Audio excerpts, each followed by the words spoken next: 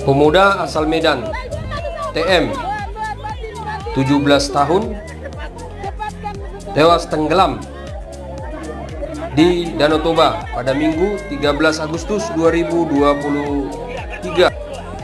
Korban saat itu berenang bersama dua rekannya hendak mengejar pelampung di pantai Paparean 2, Korsea.